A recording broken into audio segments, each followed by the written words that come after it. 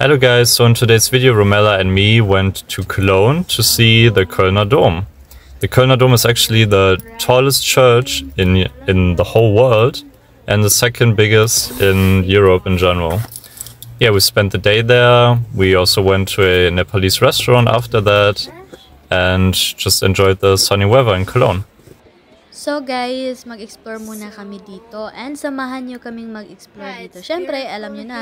Anyway guys, ito yung pinakamagandang view dito sa may harap. And pag pumunta ka dun sa likod niyan guys, I mean in the right side, maganda ding dun guys, mag-photoshoot or mag-picture-picture dun, basta ganun. Maganda kasi yung view dun din guys. Dito kasi medyo mataas yung dito, malawak din yung places, so and marami ding tao dito. Dun sa bandang right side, marami ding tao dun guys, pero syempre mas dun kasi yung highlight, anong tawag nun guys, yung araw kasi guys, dun kasi tawag nito, basta maganda yung view. Tingnan natin mamaya guys, kasi pupunta kami dun guys, pero before that is pumasok muna kami sa cathedral. Ayan, so papunta na kami dun guys, and to explore syempre. So maraming tao dito guys pumupunta, and actually guys, try pala namin, naghanap kami ng paraan para makapunta kami sa itaas, pero sabi ko sa fiancé ko na hindi na kailangan kasi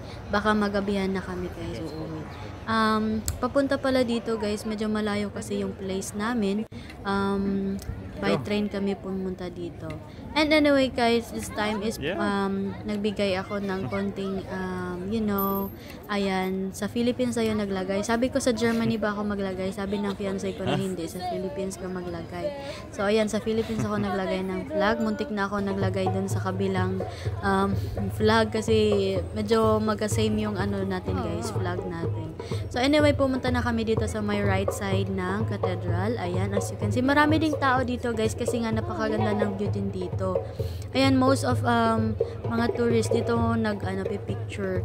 As you can see, yung mga tao dyan. Ayan, yung iba dyan guys is naglalakad. Ito pala yung hallway niya guys, pero hindi kami pwedeng makapasok dyan. Doon sa kabila ang pwedeng pasukan.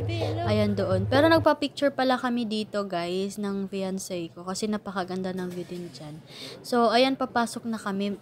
So guys, kitang-kita nyo naman ang daming tao dyan. Maraming pumapasok dito guys. Yung iba is nagpapahinga sa loob. Pwede naman kasing magpahinga sa loob guys kasi meron silang ayan, merong mga chair dyan. Pwede kang upo, pwede kang magpahinga dyan. Anyway guys, this time is palabas na kami ng fiancé ko kasi nga gutom na din siya. So hinanap namin yung Asian restaurant.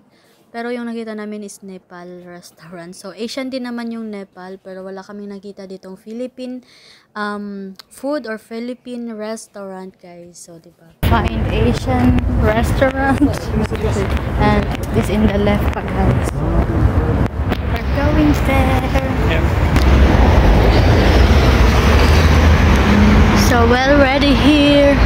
Guys, hindi pa kami nakaupo, binigyan na kami ng menu. So, ito yung recipe nila guys. And ang in-order ng fiancé ko is duck, tapos rice ata na plain. So, sa akin naman is fried rice lang yung in-order ko. You said Asian, but it's Nepal. Nepal is in Asia. Ay, okay. Hello guys, so nandito kami sa Nepal na restaurant. So, wala kaming nakita dito na Philippine restaurant. Nepal lang meron dito guys. So you can see like that. Nepal yung mga design. Oh, sorry.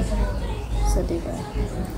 So, syempre guys, kasi gutom na si Lucas. Ayan, hab-hab na day. Anyway, gutom na din kasi ako. So, yung in-order ko is fried rice lang. Kasi nga, ayaw kong umorder ng iba. Baka hindi ko magustuhan, diba? Sayang lang. And at saka guys, yung mga pagkain dito is mahal. Syempre, restaurant to day. So, diba? Yung isang menu, yung fried rice ata is 13 euro. So, mahal siya day para sa akin. Pero malaki naman yung serve niya. Actually, hindi ko nga naubos yung fried rice na yan guys. Kasi sa dami. Yung in-order pala ni Lucas is duck meat yan siya guys. Hindi ko alam anong menu yung tawag niyan kasi German yung nilagay nila doon, pero Nepal style anyway guys. So, 'di ba si Lucas lang nakakaalam niyan guys. So, ako ayaw ko din kumain yan, pero tinry ko lang, pero after that nasusuka ako. Syempre guys, pag gumala tayo, hindi mawawala yung selfie. Ayan, so meron tayong selfie doon guys. Ebidensya na nakapunta tayo. Charis. So, anyway guys, this is the end of our video. See you on the next vlog. Bye-bye. God bless.